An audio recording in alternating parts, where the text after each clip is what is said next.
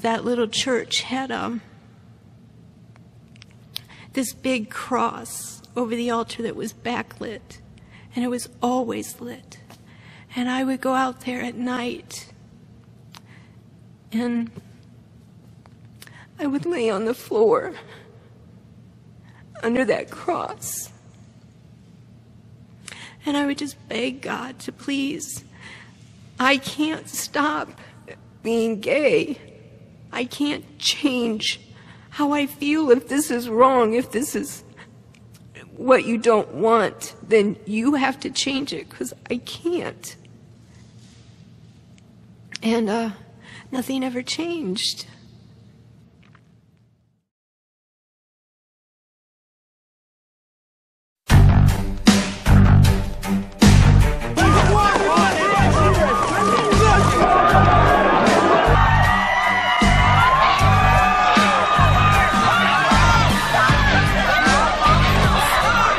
Being a homosexual and a lesbian is a ticket to hell.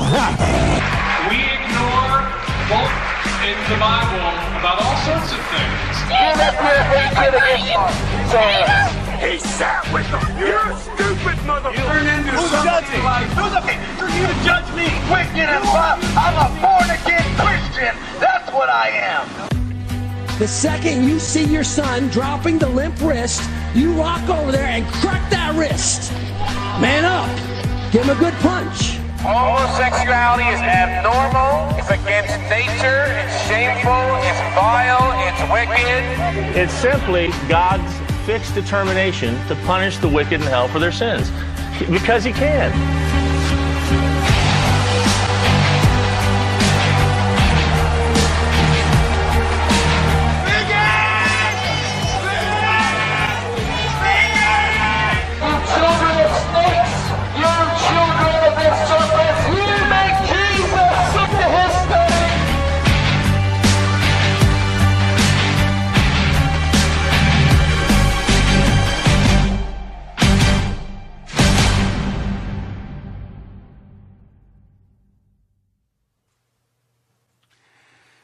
Ever since I can remember, way before I knew what sex was, I had an attraction to the same gender.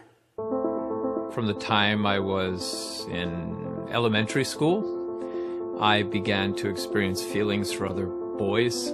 And then in middle school and high school, my friends were being attracted to girls, but I was being attracted to them. It's not so much that one day I realized, oh my goodness, I'm a lesbian.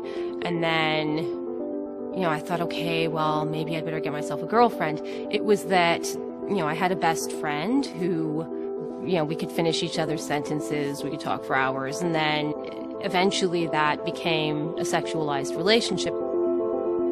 When I first figured out that what I was feeling was what people call homosexuality was about 15 years ago, so I was about 14 years old. I remember being like, oh, so I'm what they call gay, and I didn't really know what to do with that, honestly. Even one of my best friend's dads was a psychiatrist, and he told me it was a phase and I would go through it. Somehow I knew this wasn't just a phase, and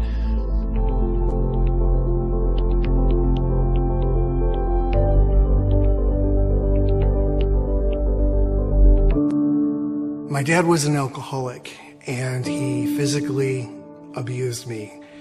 My mom and I were very close, and I had one sister. My mother and I were like ice toward each other, so there was no real connection there. I grew up Catholic. Again, hearing the story of conversion from my parents, they also gave me a very good Catholic education in many ways. All of that was an effort on the part of my parents to sort of give me the best that they could. I grew up in an environment feeling unwanted. My mom used to say things like, I wish you were never born to me. I felt very depressed and very suicidal when I was growing up. I was this very sensitive artist. I loved to sing, I was a dancer, and my father was like, whoa, because he was a baseball team coach, and he worked with a little league for my whole childhood. And I tried to relate, but it just wasn't for me. My dad was very talented at working on cars and landscaping. He would try to teach me, but every time he would try, it never failed. He would lose patience and go into a rage, screaming and hollering and calling me names and swearing. He also really wasn't into sports, so he never really taught me how to throw or hit. And at school, my male peers made it very clear that I was not like them, that I didn't belong. And I'm sharing this so you can see that everything associated with masculinity scared me, terrified me. I hated it. And I grew up hating men. I had been molested as a child. And in my mind, men were just vicious brutes who just only wanted one thing from you. And I wanted nothing to do with them.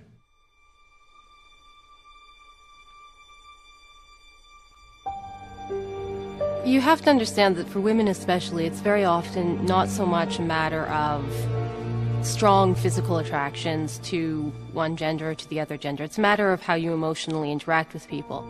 Because I always had a hard time bonding with boys my own age. I was much more sensitive, much more artistic and creative. And so it was natural for me to actually focus on hanging out with the girls because those were the activities the girls were doing. My parents had sent me to a psychologist at around the age of 12 because I guess I used to be somewhat effeminate. And they were worried, like, oh my gosh, he's going to be gay. That was a miserable experience, honestly, because I had the idea that there was just something horribly wrong with me, that I was, like, abnormal in some way. They didn't say this, but that was the message that came through to me. Some of the self-talk that I used to say when I was very young was, if only I looked like him, if only I was athletic like him, if only I was strong like him, if only I could play football like him, then maybe I would fit in, maybe I would belong, maybe I wouldn't be so alone and different. There was such an intense shame and loneliness associated with that longing to fit in. I was so desperate for somebody to give me some attention and some physical affection, and I needed somebody just to let me know that I existed and that I was okay. When I became a teenager, this attraction became sexualized, and it brought me so much turmoil. I felt completely alone. I felt like a freak. I was teased, made fun of for throwing and like a girl, but it went beyond that. I would be in the classroom, and there would be people behind me hitting my head during class going, fag, faggot, fag. I hated high school. In 9th grade, I had to take gym. I didn't want any part of that locker room. I was so terrified that someone would find out that I was one of them. A fag. So I had to force myself to participate. But I refused to take a shower. I just changed my shorts. I didn't care if I stunk. I was so afraid. By this time, I believed that I was gay.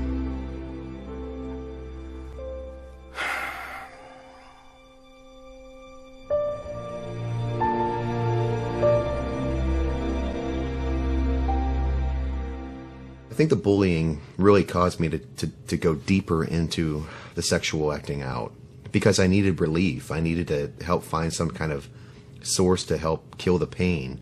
And I wasn't definitely getting that from people necessarily in the church because I didn't feel like I could talk to them about that.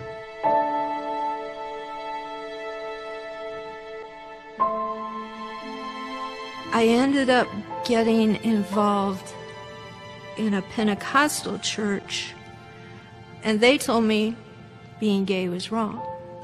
You couldn't be homosexual. And I believed them. And I left the gay lifestyle for 6 or 7 years. But they also told me that I had to be heterosexual. to be okay. And I couldn't do that. I couldn't.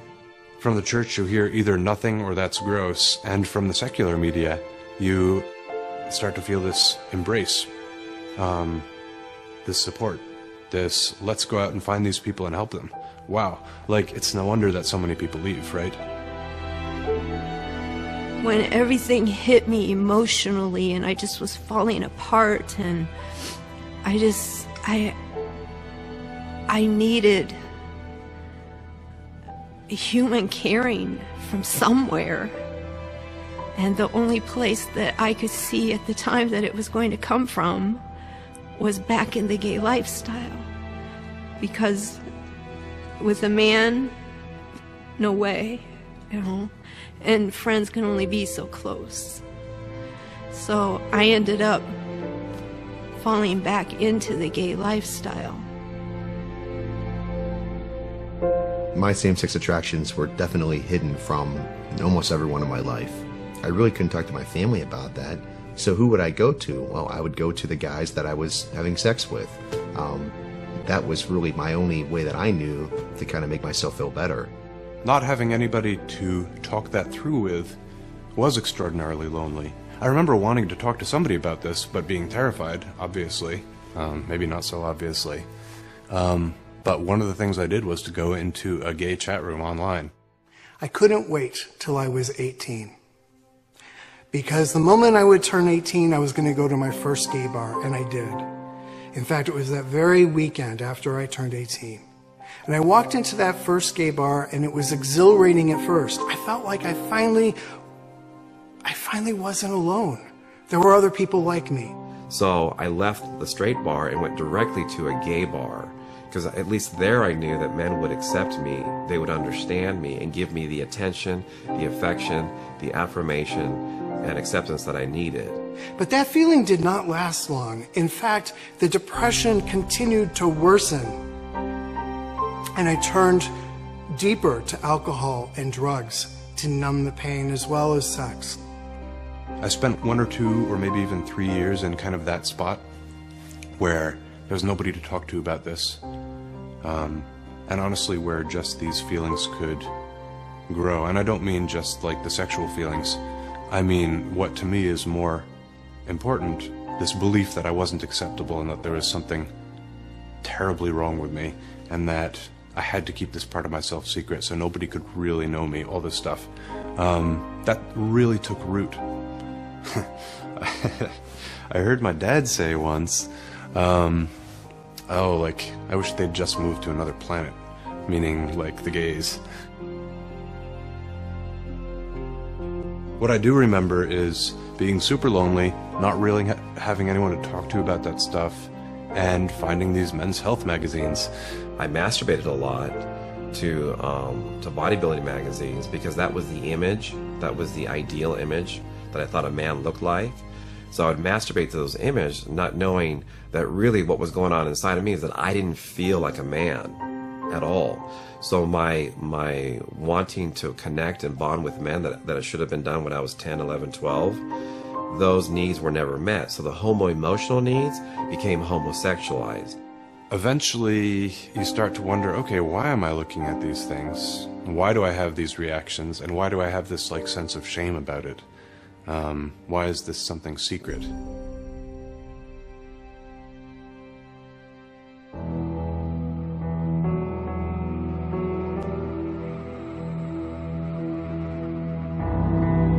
Went to college and I came out, and I had a male partner for 3 years. I said, okay, I'll start with a bisexual label, which is a very common thing for people to do. And then I thought, this is silly. I don't actually relate well with men. I should just say lesbian. That's the more honest. I was the president of Gays and Lesbians United in Toledo. I used to write for the gay newsletter. I pretty much ran the gay church. I had a boyfriend at the time. I broke up with him because I told him, look, this is not going to work out with me because 1, I'm a Christian, and 2, I just don't really feel this is who I am at my core. But it was very painful because I wanted the affection, I wanted the attention, I wanted the acceptance and affirmation that he was giving me, but he also wanted the sex. And so I was confused because society was telling me, oh, this is what it means to be gay. The gay churches that I was attending had Catholic deacons and nuns who were there telling us all that you could keep on being a practicing sexual homosexual, you're fine. I felt extremely depressed living in this life. The depression was overwhelming. The loneliness was overwhelming. And so I did what I really had to do, which was I struggled for many years, and I had sexual relationships with guys. I also had sexual relationships with girls. I really was stuck in the middle of not being able to connect with men, not being able to have a healthy relationship with women, and I really needed to experience healing in my life.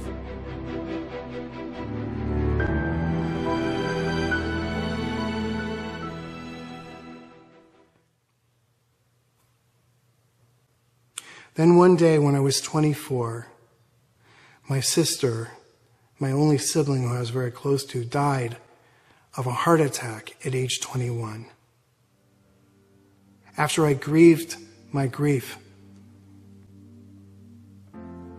I was forced to look at my own mortality, and I thought it should have been me. I was the one slowly killing myself. I was just so lost and so broken. And I knew that I needed God.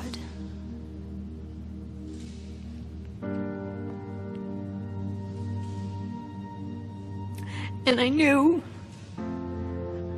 that the Catholic Church was the right church. And there was something there that I knew I didn't have. I just hadn't been very faithful all those years.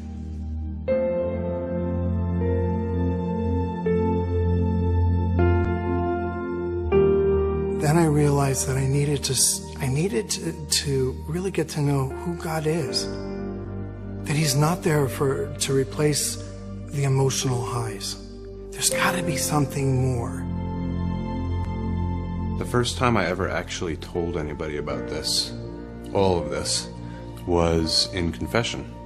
And instead of just kind of brushing past it, he actually said, "Oh, well, do you want to talk about that?" And I was like, "Yeah, please, I do." You know, I was not in the habit of talking about anything that was important to me. He made himself available to me in a way that nobody else ever has.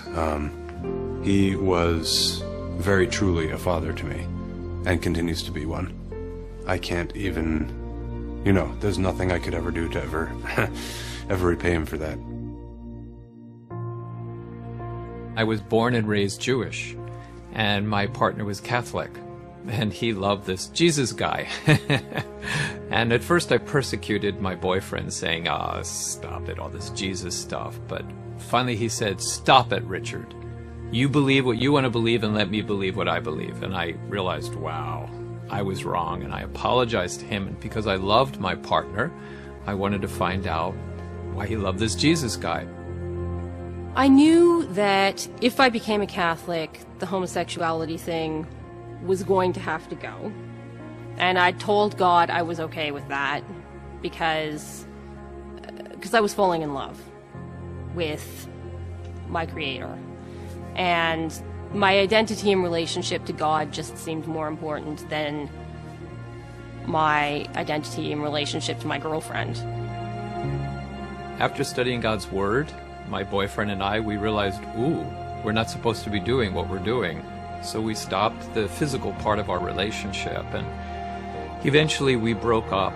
So I focused on building a strong foundation on God. And amazing things happened. I stopped sex, I stopped alcohol, I stopped drugs, and I verbally forgave my dad. I made some really good Catholic male friends. They taught me how to throw, how to hit, how to catch, and I began to like who I was. I realized that no, I can have all the affection, all the attention, all the acceptance and affirmation from straight men, and that's been my healing process. I found hope. Hope that comes from God.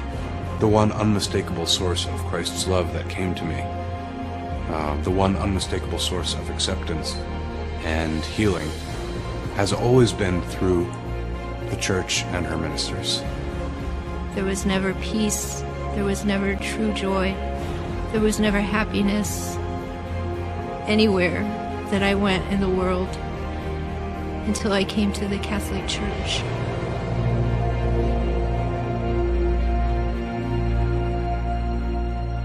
Most of the things I heard about homosexuality were not from the church.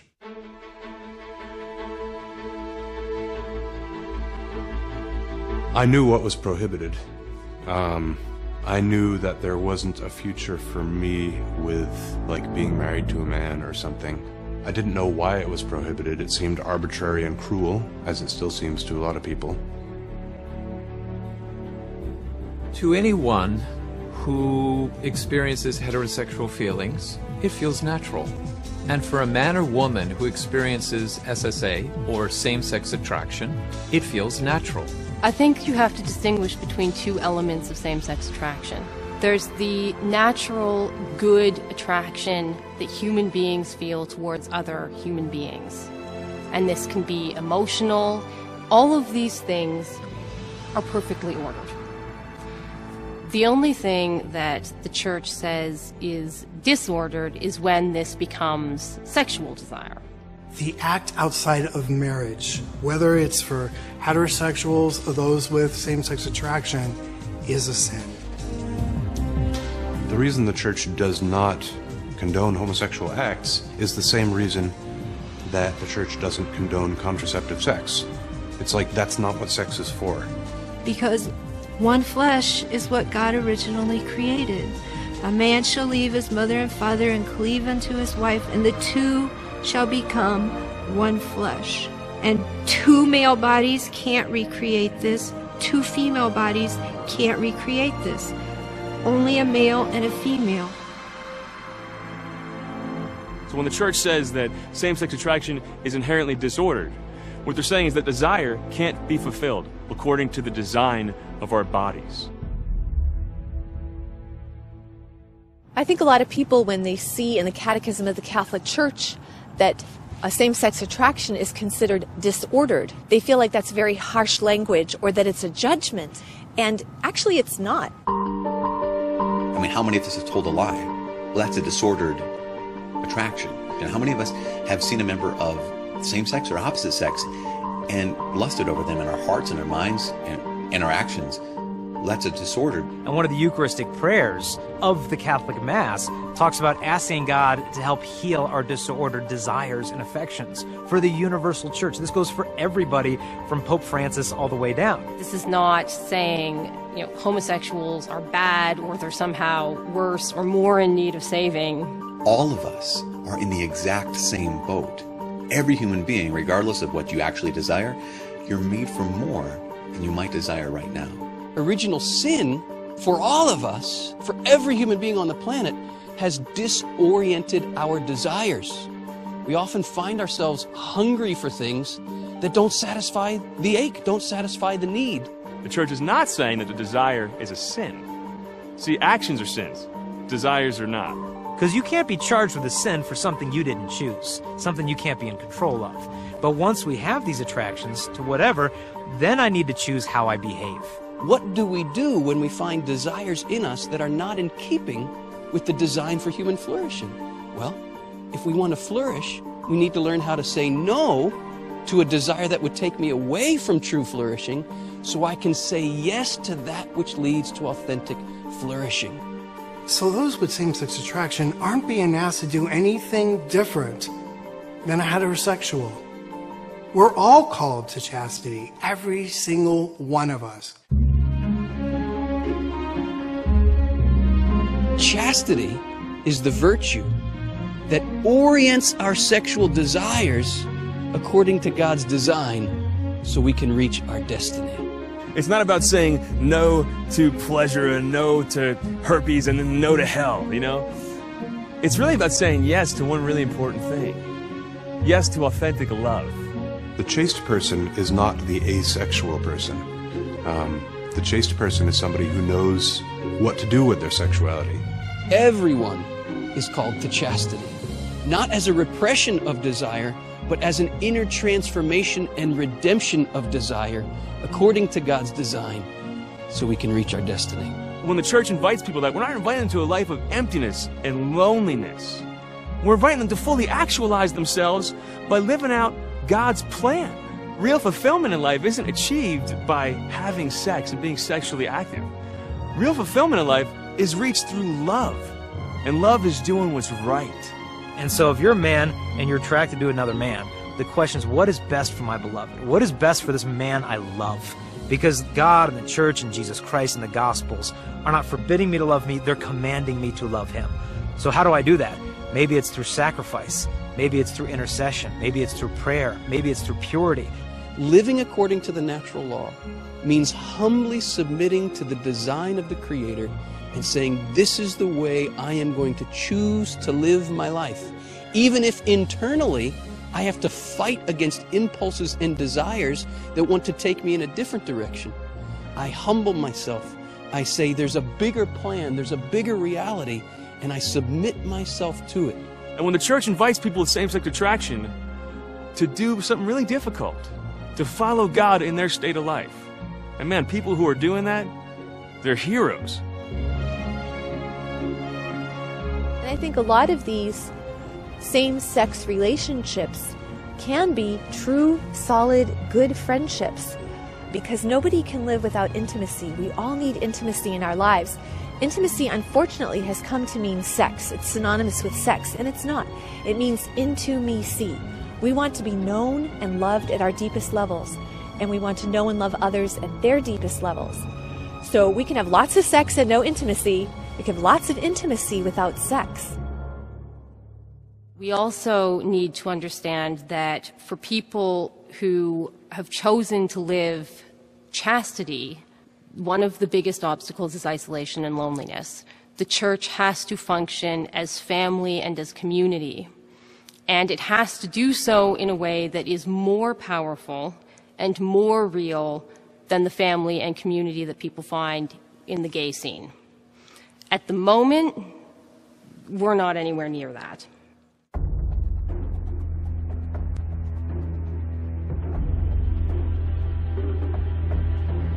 I mean, a large part of the alienation I felt was just what homosexuality was in sort of like widespread Catholic culture. You know, kind of like mean jokes got said about it. Or not mean because, well, nobody we know is actually like that, so we wouldn't talk like that if any of us were like that, but of course, you know, I'm sitting right there. And sometimes it would be hard sitting there, you know, when the subject of those evil homosexuals would come up, you know, and I would just want so badly to just jump up and yell at them, you know. I'm not what you think gay people are, but I couldn't say anything. There's this sense that, well, if I do, then they're not going to see me anymore. They're going to see this label. They're going to identify me with the enemy in some way. Unfortunately, there are a lot of people who've had negative experiences. Usually it's with people who have grasped the law, but who have not grasped the teaching that a homosexual is a person. You know, Christianity in general is in a position where we need to start asking forgiveness for those people who have been bigoted to those who have these attractions, whether it be their own family members, whether it be their pastors, kids in their youth groups. Like, we need to say, I'm sorry. Some of these people have suffered a lot, and that's their notion of the Catholic Church. Maybe that's all they know of the church. You know, I admit, I went to an all-guys high school, and I confess I took part in it. You know, this, you know, you're gay, no, you're gay, you're gay. Just this stupid behavior. And I ask forgiveness on behalf of the entire community of people who experience these attractions, that you've experienced any of this stuff. From people who claim to be Christian like me, claim to be Catholic. I did it. The church makes it very, very clear. It says all men and women who experience same-sex attraction must be treated with compassion, dignity, respect. And every sign of unjust discrimination in their regard must be avoided. If when it comes to any kind of bullying, any kind of unjust discrimination, when it comes to anything like that, that's actually condemned by the church. The church condemns that and says that is an evil thing to do. The Catholic Church loves all people. And yes, that includes people with same-sex attraction. I think what's in people's consciousness is, as we all know, that horrific church that goes around with the God hates fags signs. No, like God hates your sign. Go burn your sign. That's what he hates. Yes, homosexual acts are a sin. Yes, there are people who live in sin in that way. But how did Jesus treat people who lived in sin? He spoke to them like normal human beings. The church should be the safest place on earth. That's where we need to. That's what Jesus did. He just received without judgment. And he just showed unconditional love. But there's two camps basically. There's those that say you're going to hell. God hates homosexuals. And then there's people who say, over on this extreme, oh, you can just live an active gay life. God loves everybody. It's okay. He wants you to love too. But there's another camp. The Catholic Church puts forth a third way to treat every person, but in this case, particularly persons with same-sex attraction, to be able to say, we do not in any way hate or condemn or fear or want to isolate you. At the same time, we can't embrace everything that you choose, so we're going to choose this third way, and that third way is love. We're going to love you.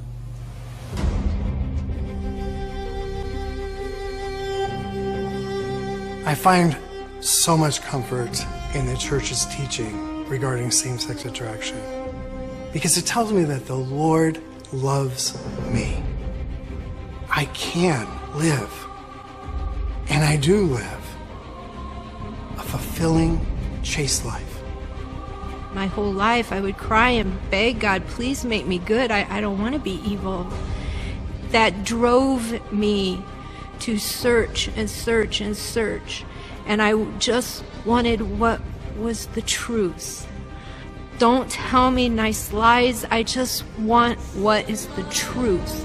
And if you're seeking truth and you refuse to be satisfied with anything but truth, then you're going to end up in the Catholic Church because that's where truth lies. If I hadn't had this very clear, very obvious doctrine in front of me, if I hadn't understood as a Catholic that it was inerrant, then I don't know where I'd be today. I sought all my life for love.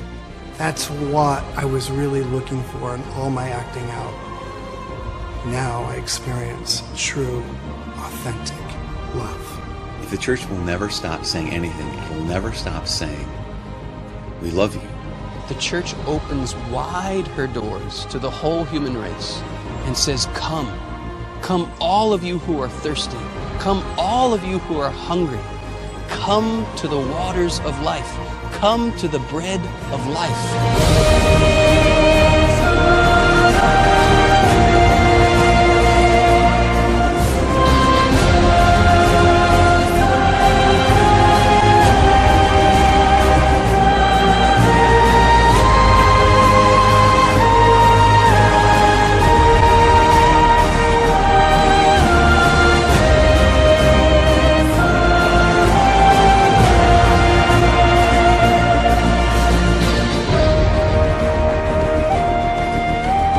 Catholic Church holds out to you the hope and the reality that you don't have to wait till you die to become a saint.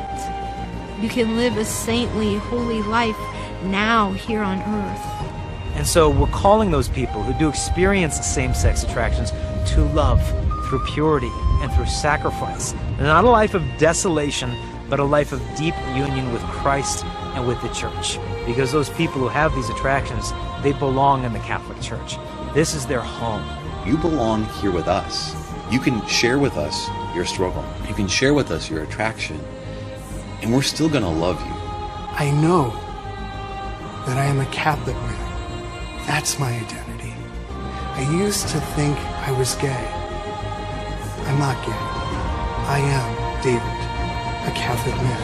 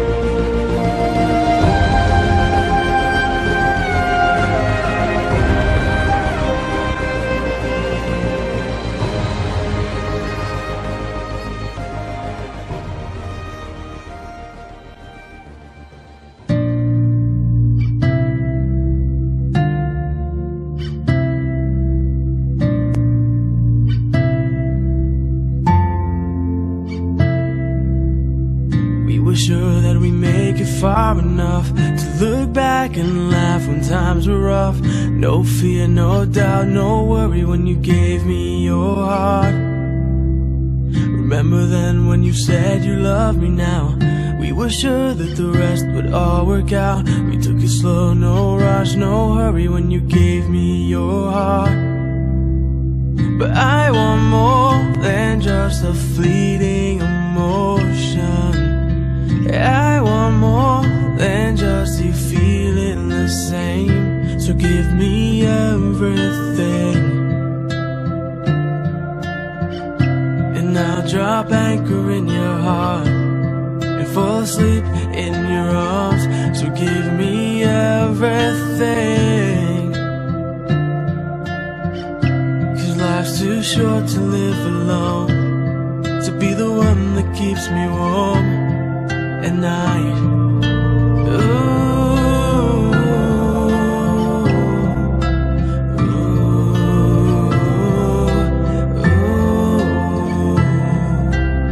We thought our love was enough to stand the storm.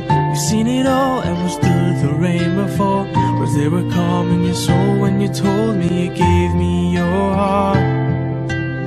But I want more than just a fleeting emotion. I want more than just you feeling the same. So give me everything, and I'll drop anchor in your heart and fall asleep in your arms. So give me everything, 'cause life's too short to live alone. So be the one that keeps me warm at night.